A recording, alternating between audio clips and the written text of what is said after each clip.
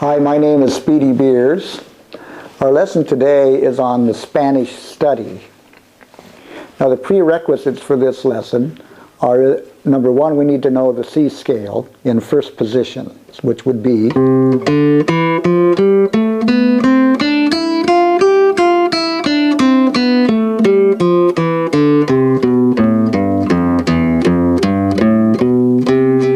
we need to know that C scale in first position. And we need to know how to read the notes for the C scale in first position, particularly the bottom four strings, because those are the notes that are used for playing this piece.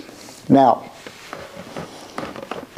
we also need to understand how to read the music and the rhythms, not just the notes, but also the rhythms. So the key for this particular piece, the Spanish study, is in the key of C. And so that's the scale of C, or the key of C. And the time signature for this piece is in 6/4. And most of the notes, at least on the first section, in fact all of the notes on the first section are all eighth notes. So we need to understand that the piece is 1 and 2 and 3 and 4 and 5 and 6 and. So 1 and 2 and 3 and 4 and 5 and 6 and then the bottom section of the piece is in triplets, and we'll talk about that when we get to that. So now that we know what we need to know to play this piece, let's talk about the technique. We're going to talk about the technique in two parts. The first part being the right hand and the second part being the left hand. So the right hand technique for this piece, it's important that we hold our hand properly on in position with our three fingers together and our thumb outside of the fingers. Now, as we know from our classical guitar studies, the thumb is P for pulgar, I for index or indicio, M for middle or medio, and A for annular. And those are the Latin words for the fingers of the right hand. So it's P-I-M-A. Okay? The fingers that we're using for this first section of this piece are the P, which is the thumb, and the and the M, which is the middle. So we're using P and M. P, M. Now the M finger continually plays the E string over and over through this first section as a drone or a continual sound.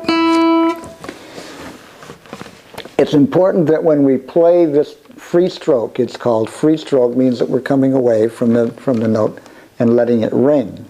It's important that when we play this free stroke that we play the note and then get out of the way and let it ring.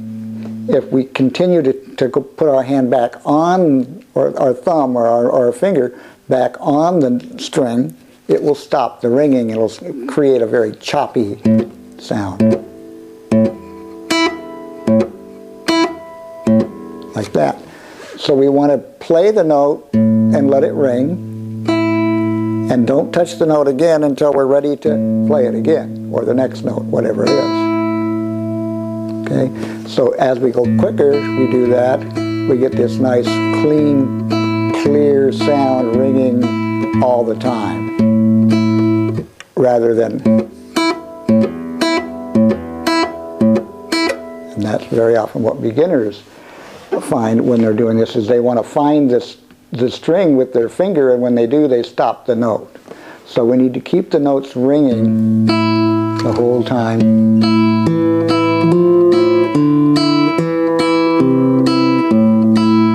Like so. Now that's the right hand technique for playing this piece. The left hand technique is equally important. The thumb should be in a position directly behind or across from the middle finger when we're playing on the left hand in the first position, or in any position for that matter. It alters a little if we're playing a chord or whatever, but for the most part, play the thumb and the middle finger directly behind each other or across from each other. So the hand stays in position for playing. Now beginners very often when they play, they move their hand around. So if they're playing a piece like this, they'll play this and then they'll play, and then they'll roll their hand in a different position. And what happens is it slows them down and sometimes makes some not so good sounds. Okay? So what we want to do is keep our hands stable so that each finger has a position over the fret that it's covering. First finger on the first fret, second finger, second fret, third finger, third fret. In this piece, I don't think we use a fourth finger anyway. So those are the main ones that we're talking about for this particular piece of music, the Spanish study. Now, also it's important that we keep our fingers close to the fretboard when we're playing. So one of the ways to do that is to leave our finger down whenever we can. So when we play the first note, it's A open, and we play D open. I'm sorry, A open, and then we play the E, and then we play the F. And when we play the F, we leave the second finger down. So it's A, E, F, leaving the second finger down. Back to the E, and we leave the second finger down again while we go across the string. It's still down, and then now we play it. It stayed down all that time.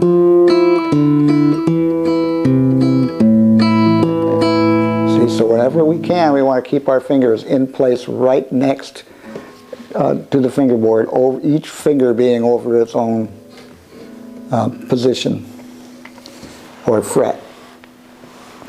Now the second part of this piece is what we call eighth note triplets.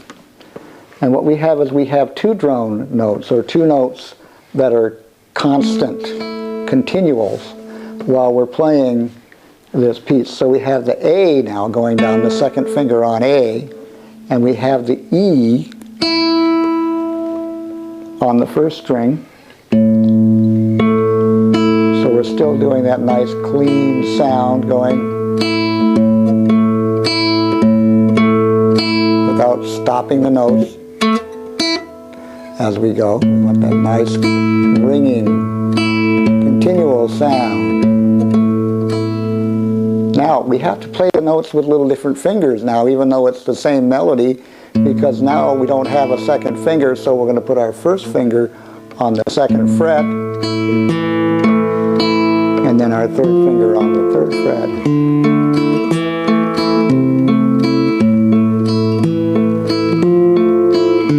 Still going to leave our fingers down, that first finger now, instead of the second staying down as it did before, now it's the first finger staying down. So we're holding the first and second finger down quite a bit there at the same time.